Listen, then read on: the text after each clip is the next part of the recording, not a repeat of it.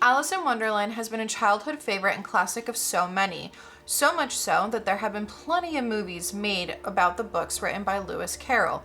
The public has speculated if the author was on some kind of substances in order to write this series of books, or if it is purely imagination. There is a more disturbing side to Alice in Wonderland, which includes the real Alice. Let's fall down the rabbit hole of the real story behind Alice in Wonderland. Hello everyone, and welcome back to my channel. If you are new here, hi, my name is Monica. I like to post anti-MLMs, that's anti-multi-level marketing, anti-unethical businesses, and a little bit of true crime here on this channel. So if any of that interests you, make sure to hit that subscribe button. I would love for you to stick around. In today's video, I am bringing you the first installment of my Spooktober series. Yay! I did this last year, so this is going to be the first one. But of course, just as a disclaimer, this video is for entertainment purposes only and just my opinions, along with based on the research that I was able to do. All of my sources will be linked in the description box below, but I do highly encourage everyone to do their own research. So this first installment of my Spooktober series isn't necessarily the normal true crime that I cover here on this channel, but I kind of figured it went along with the spooky, the spooky vibe, but there are things in this that are going to be kind of disturbing and strange, concerning, all of that kind of stuff. And after watching, there were two really great videos that I watched here on YouTube. I will leave them linked in the description box below that were just recommended to me, and they were the reason why I wanted to dive into this a little bit deeper and make a video about it all on my own as well. But Alice in Wonderland has been a favorite of mine since I was a child. So I wouldn't necessarily say that the research that I did ruined it for me, but it did make me kind of think about it in a different light. But I also have Alice falling down the rabbit hole tattooed on my leg, so it's there forever.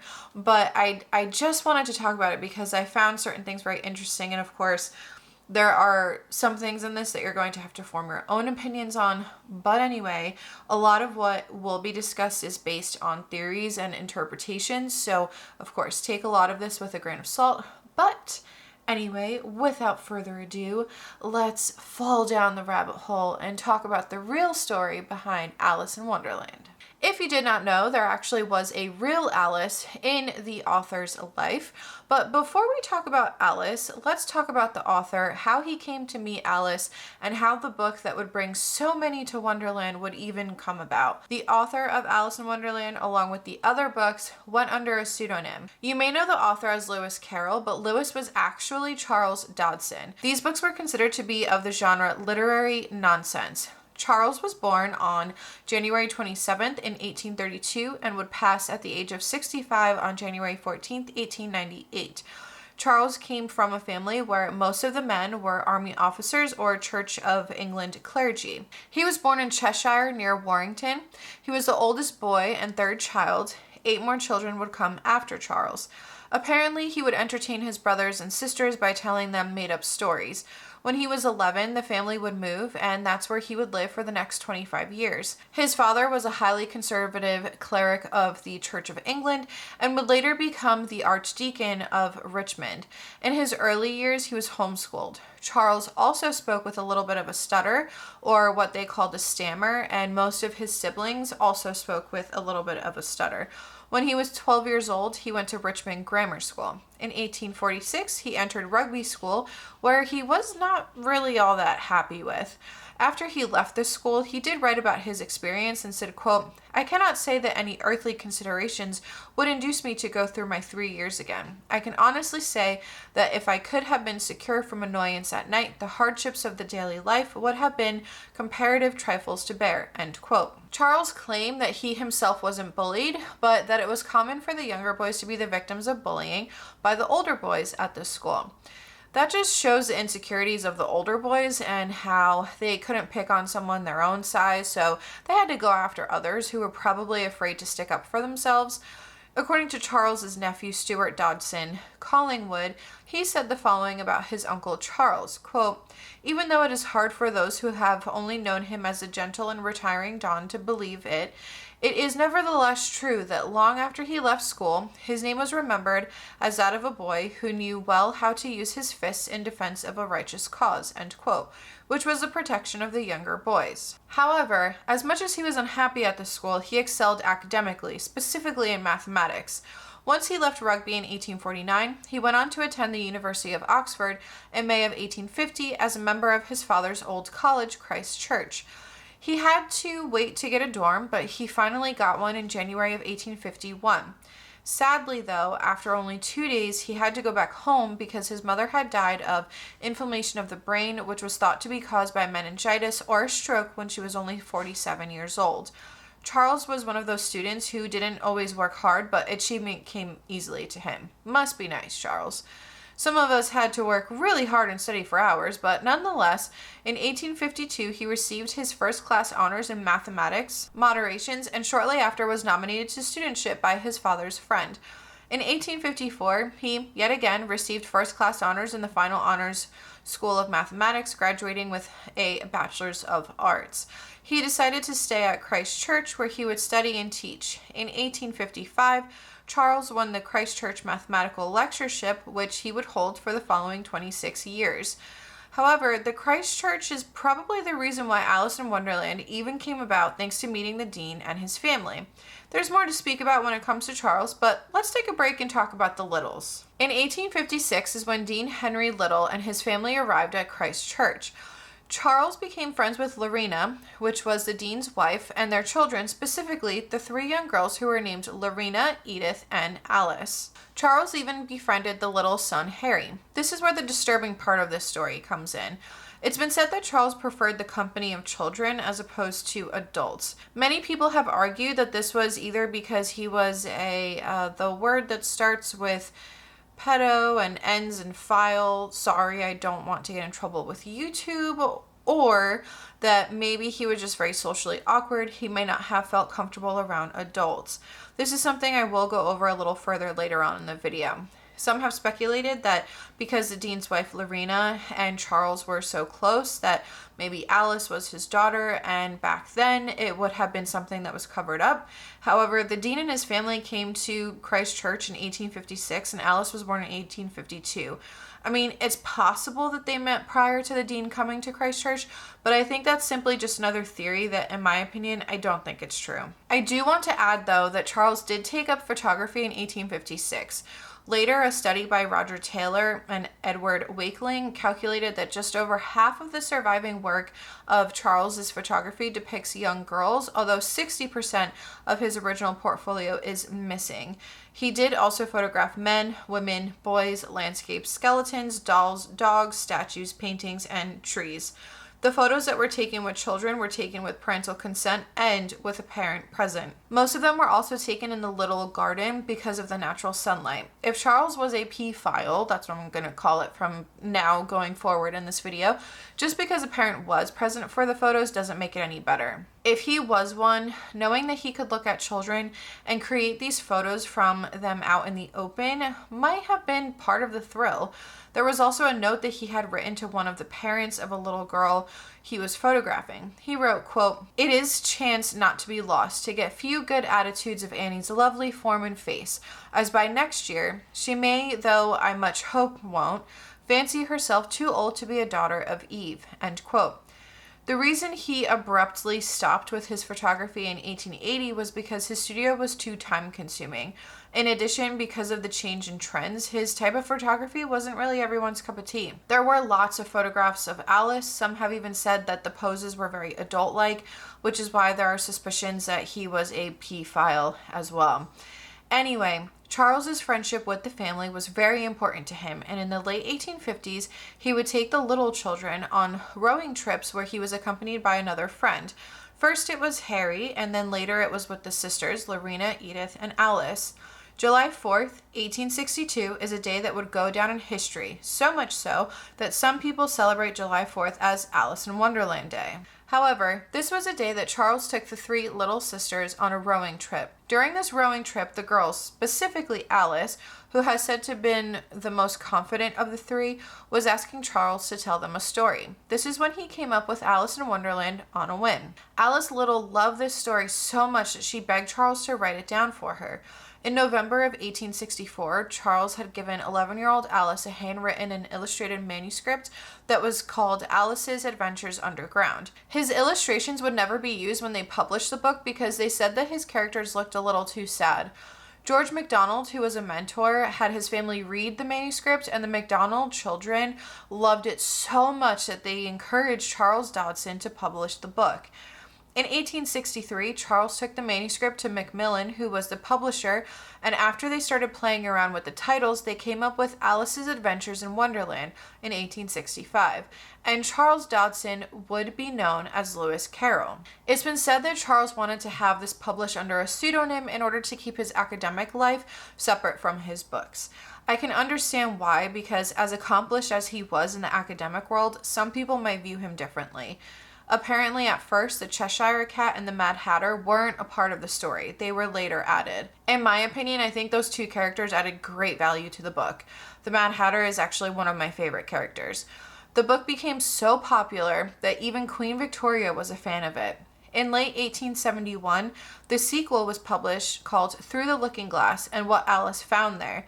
It has a slightly darker mood to it, and some have speculated this could be a reflection of what was going on in Charles's life at the time.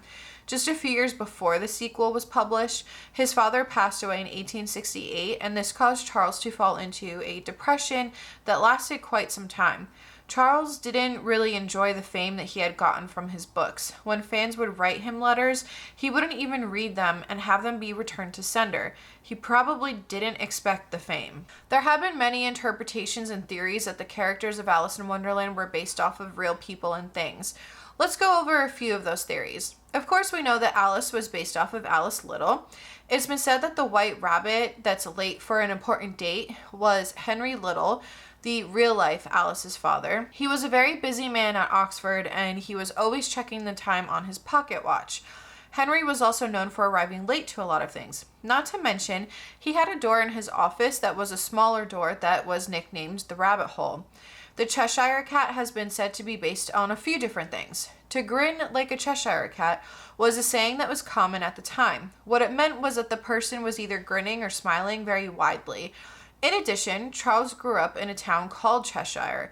It was said that the town of Cheshire had cheese that was made into the shape of a grinning cat. The Queen of Hearts, who we all know is the villain of the story, was theorized to have been Queen Victoria herself. It was never stated that the Queen of Hearts was in fact inspired by Queen Victoria, but this is just what some have speculated. The Dodo was said to be a character that Charles had made after himself. This was because, with his stutter, he would often say his last name as Dodo Dodgson. Then we have the Mad Hatter, my personal favorite character. During the era in which the book was written, the phrase "as mad as a hatter" was very common. Hatters would use toxic substances such as mercury to turn animal fur into felt for hats. Because of this, hatters would often suffer from mercury poisoning, and it would, drive them mad. The mercury poisoning would also cause other issues such as irritability, distorted vision, mumbled or confused speech, muscle twitches, tremors that were called hatter shakes, and other neurological issues.